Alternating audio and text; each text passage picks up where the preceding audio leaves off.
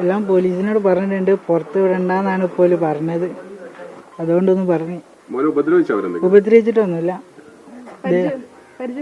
പരിചയമില്ലാത്തവരാണ്, അറിയില്ല, ആരെയും അറിയില്ല. 6 പേരുണ്ടായിരുന്നു. അറിയില്ല. അത് ടൗണില്. അല്ല, കോഴിക്കോട് കുറ്റിയാടി. സത്യത്തിൽ എത്രയോ കുറച്ച് ഇല്ല. അതൊന്നും പറയാൻ പറ്റില്ല, പറയരുതെന്ന് പോലീസ് പറഞ്ഞിട്ടുണ്ടല്ലേ. പിന്നെ ഒരു കാര്യമുള്ളത്, പിന്നെ അവരെവിടെ ഇറങ്ങിയത്? ഇങ്ങോട്ട് വരുന്ന വഴിക്ക് ഇറങ്ങിപ്പോയതാണോ? നിങ്ങൾ ഒരുമിച്ചാണോ പോകുന്നത്? അവിടുന്ന് ഞാൻ ഉറങ്ങുമ്പോ അവരിറങ്ങിപ്പോയി. അവരെത്ര പേരുണ്ടായിരുന്നു മോന്റെ കൂടെ കാറില്? ഇങ്ങോട്ട് ഇങ്ങോട്ട് വരുമ്പോ 2 പേര്. 2 പേരെ കാറിലുണ്ടായിരുന്നല്ലോ. ബാക്കി അങ്ങോട്ട് കൊണ്ടുപോയത് 6 പേരാണല്ലേ? അവരൊന്നുമല്ല, പിന്നീട് അവരൊന്നും തന്നെ ചേഞ്ച് ചെയ്ത് പോയിട്ടുണ്ട്.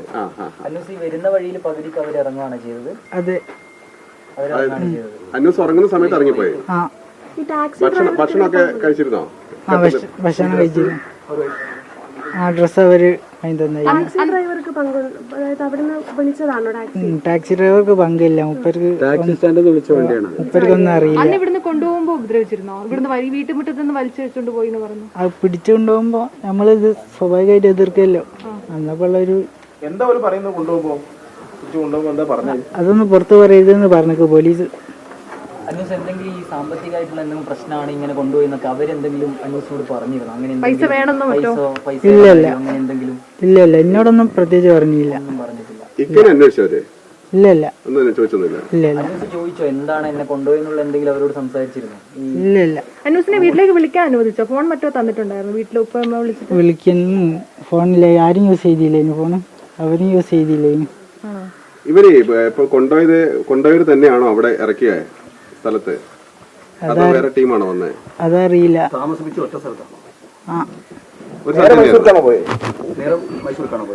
അതെ.